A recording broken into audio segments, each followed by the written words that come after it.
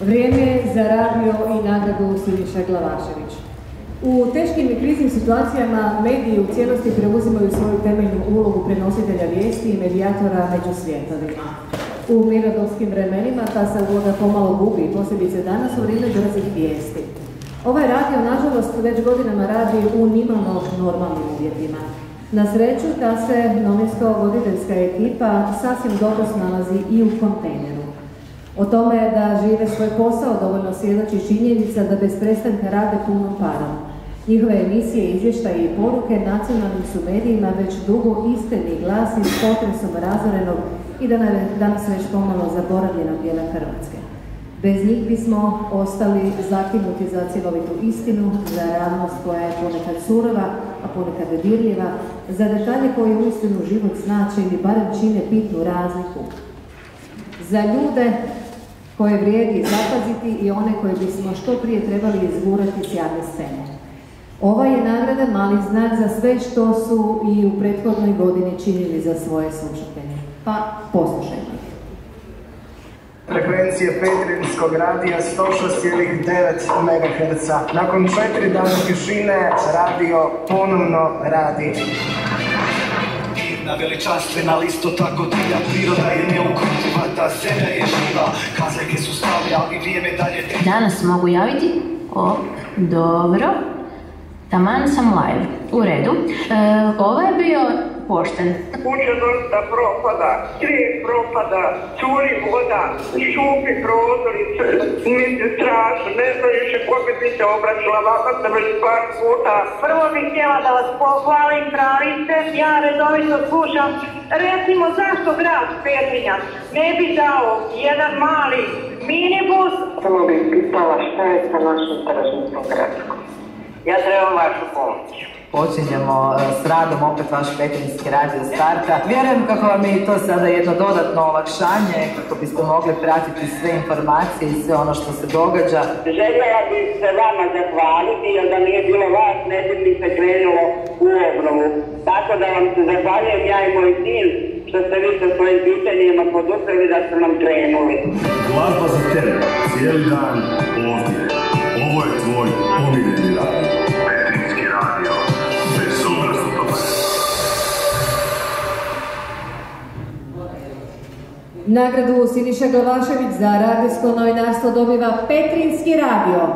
Nagradu Mariju Gršiću uručit će predsjednik Hrvatskog novinarskog društva Hrvoje Zovko.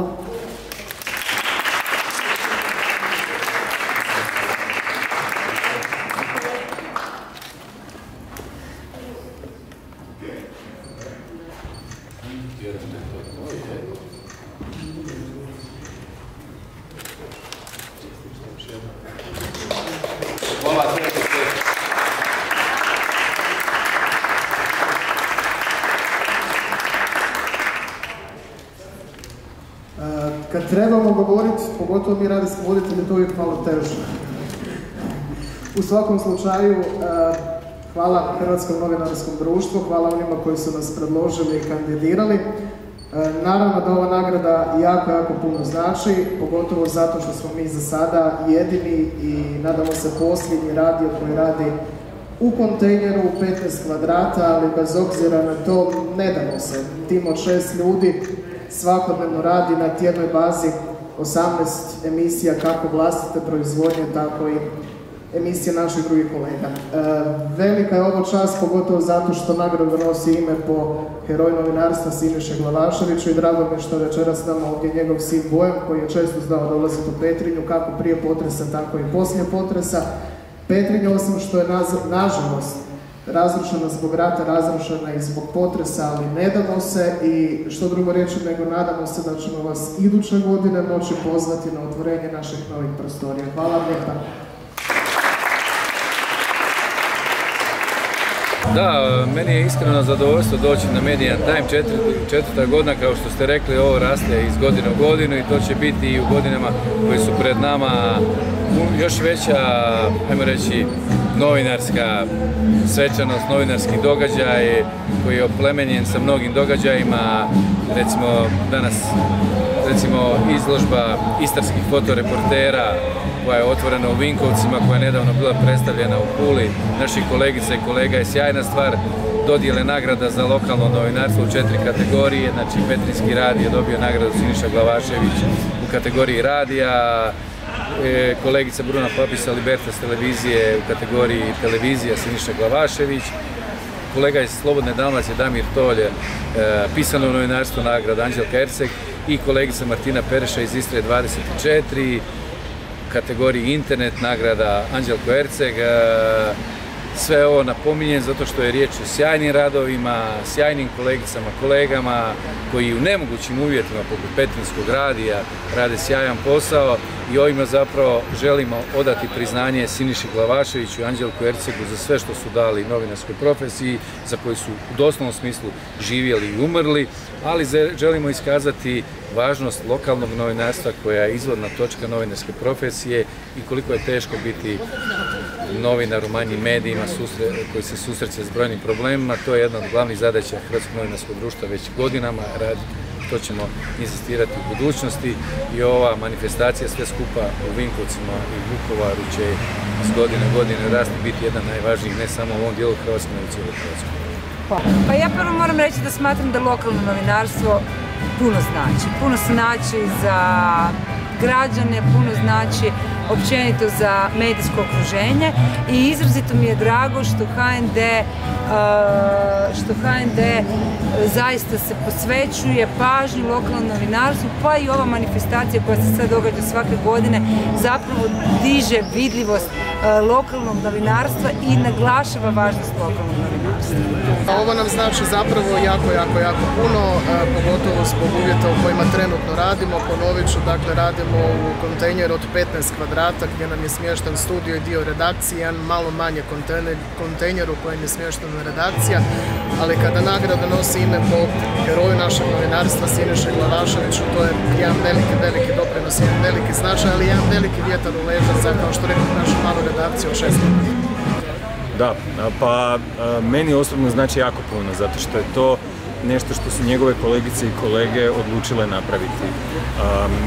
I ja mislim da bi to i njemu najviše zapravo značilo, jer čitao sam nedavno pod ko zna koji put knjigu Alenke Mirković 91,6 MHz glasom protiv topova i zapravo u tom jednom svjedočanstvu se najbolje vidi koliko je ta njihova nekakva solidarnost međusobna i kolegijalnost, koliko im je zapravo značila i koliko ih je nosila. Pa u tom smislu onda meni zapravo pogotovo drago da evo to njegove kolegice i kolege su odlučile napraviti za njega i mislim da bi to njemu jako puno značilo. A mislim što se tiče Vukovara i Petrinje, toliko puta od potresa, pa i prije potresa zapravo, jer i ratna priča Petrinje ima toliko sličnosti i paralela zapravo, pogotovo nakon potresa. Mi je palo na pamet eto, da ta dva grada zapravo imaju toliko neke poveznice na jedan traumatičan način, ali ako za Petrinjke i Petrinjce mogu jednu poruku poslati. Vukovar danas je obnovljen i život se u njemu nastavlja i mislim da koliko god da je bilo jako teško čekati i još uvijek se čeka i koliko god smo govorili o tome da nije možda trebalo biti tako i da smo možda mogli drugačije, mislim da ipak moramo vjerovati u tu neku bolju budućnost i da će danas, sutra i Petrinja doživjeti svoju obnovu i da će biti još bolja i ljepša nego što je bila. Ajmo neki smiješak.